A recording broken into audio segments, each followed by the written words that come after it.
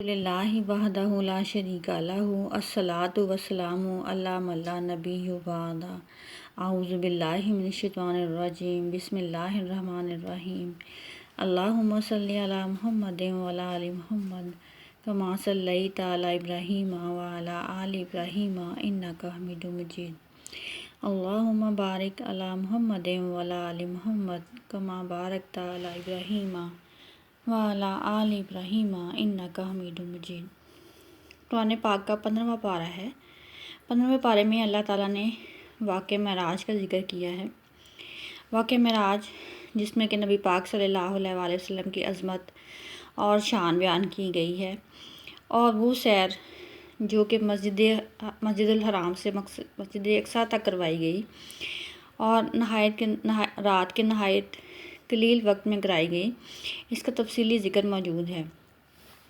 اللہ پاک نے نبی پاک صلی اللہ علیہ وآلہ وسلم کو یہ سیر اس لیے کروائی تاکہ وہ اپنی نشانیاں دکھائیں، اور ان متبرک مقامات کا ذکر ہے جو کہ مسجد الحرام سے لے کر مسجد الاقصیٰ تک تھی۔ مفسرین نے یہ لکھا ہے کہ ان متبرک مقامات سے مراد انبیاء کے مزارات ہیں۔ چنانچہ نبی پاک صلی اللہ علیہ وسلم کو اللہ پاک نے اپنی تمام نشانیاں اور اپنی قدرت اور اپنی جلالت دکھانے کے لیے رات کے نہایت قلیل حصے میں آسمان کی سیر کروائی۔ واقعہ معراج قرآن پاک میں تفصیل سے موجود ہے۔ نیز یہ کہ 15ویں پارے کا آغاز واقعہ معراج کے علاوہ بنی اسرائیل سورت سے بھی ہوتا ہے۔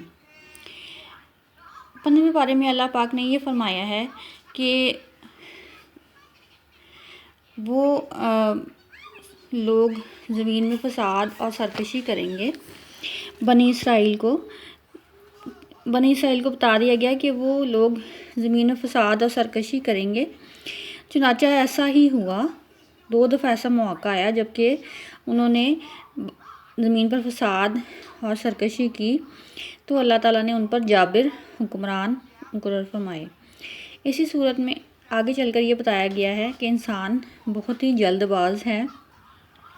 نیز یہ کہ دین کو روشن بنایا تاکہ اس میں اللہ تعالیٰ کا فضل تلاش کیا جا سکے اور مسلمانوں کی گنتی اور حساب کے دن جان لیے جائیں۔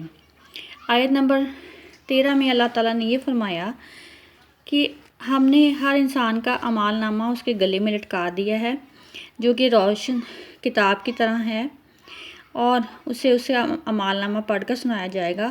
جس انسان نے دنیا میں گمراہی اختیار کی ہوگی، آخرت میں بھی اس کا ٹھکانہ برا ہوگا، اور جس کا انجام اچھا ہے وہ اس لیے کیونکہ اس نے دنیا میں بھلائی کے کام اختیار کیے ہوں گے۔ اور نیز اللہ تعالیٰ نے 15ویں پارے میں یہ فرمایا کہ عذاب اس وقت تک نہیں آئے گا جب تک کہ ہم لوگوں کو خبردار کرنے کے لیے یا حجت عذاب سے ڈرانے کے لیے کوئی رسول نہ بھیج دیں۔ چنانچہ دنیا میں بہت سے رسول آئے اور انہوں نے لوگوں کو اللہ تعالیٰ کا پیغام دیا، اللہ تعالیٰ کے دین کی تبلیغ کی، لیکن اکثر قومیں اس لیے برباد ہوئیں کیونکہ وہ عیش و عشرت کا شکار ہو گئی تھی اور انہوں نے اللہ تعالیٰ کے محبوب کی غلامی والی زندگی اختیار نہ کی تھی، جو دنیا کی چند روزہ زندگی کے مزے لے رہے تھے، اور اس میں اللہ تعالیٰ نے یہ طے کیا کہ جو تو دنیا کی زندگی کے خواہاں ہیں انہیں دنیا میں ہی عیش و عشرت دے دی، اور جو آخرت کے خواہاں ہیں انہیں آخرت میں اس کا فائدہ ہوگا۔ اس لیے ہر مسلمان یہ دعا کرتا ہے، ربنا آتنا فی الدنیا حسنۃ وفی الآخرۃ حسنۃ وقنا عذاب النار، کہ اللہ تو ہماری دنیا بھی اچھی بنا دے اور ہماری آخرت بھی اچھی بنا دے۔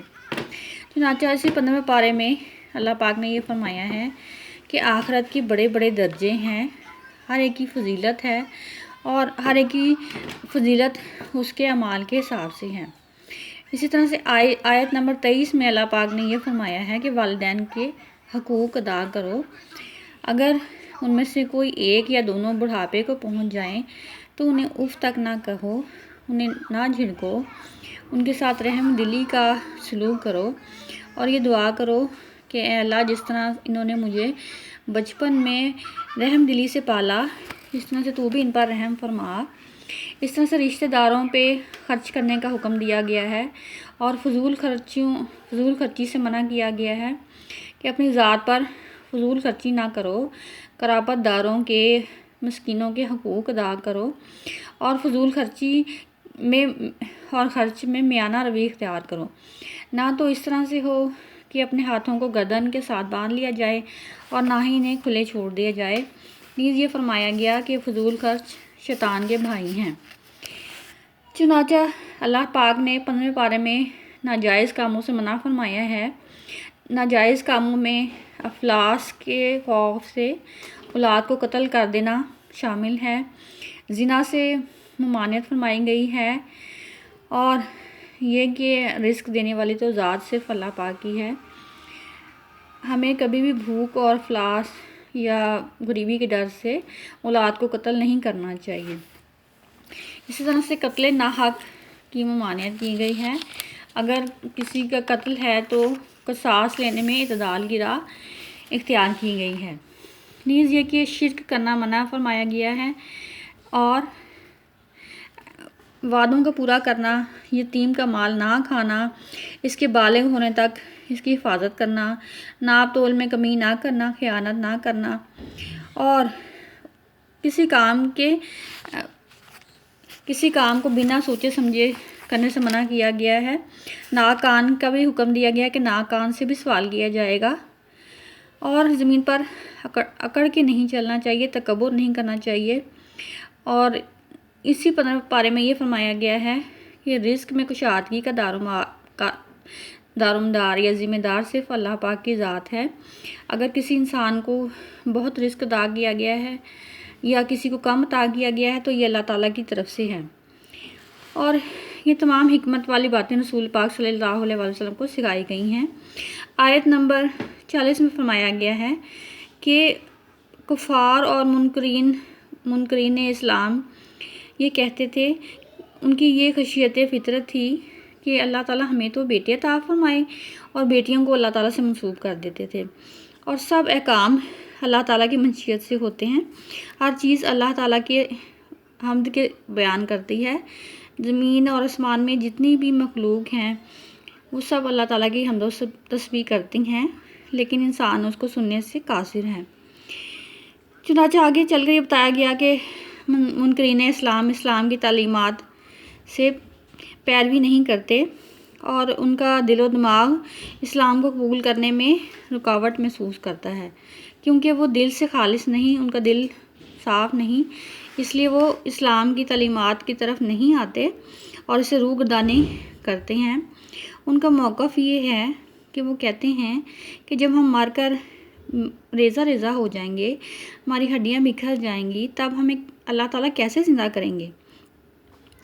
اور ان کا یہی موقف ان کو اسلام سے دور لے جاتا ہے۔ تب اللہ تعالیٰ نے فرمایا ہے قرآن پاک کے 15ویں پارے میں کہ تم پتھر بن جاؤ یا لوہا بن جاؤ یا اس سے بھی کوئی سخت مخلوق بن جاؤ، لیکن اللہ تعالیٰ اسے پھر سے بنانے پر قادر ہیں۔ چنانچہ اسی پارے میں مزید فرمایا گیا ہے کہ عمدہ بات کی جائے، اخلاق سے بات کی جائے اور حد اعتدال سے نہ بڑھا جائے۔ اس کے علاوہ یہ کہ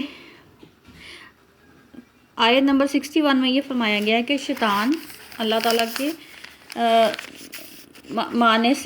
بات ماننے سے اس نے انکار کیا اور آدم کو اس نے سجدہ نہ کیا۔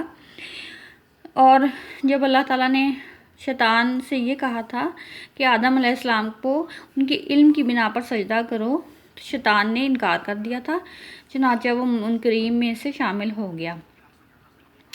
اور اس کے علاوہ آیت نمبر 56 میں باطن معبود کو ماننے سے منع کیا گیا ہے، جو کہ کچھ بھی کہنے، سننے یا کرنے کی قدرت نہیں رکھتے، لیکن کافروں نے بہت سے بت بنا رکھے تھے اور ان کی پوجا کرتے تھے، اللہ تعالیٰ کے ساتھ شریک ٹھہراتے تھے۔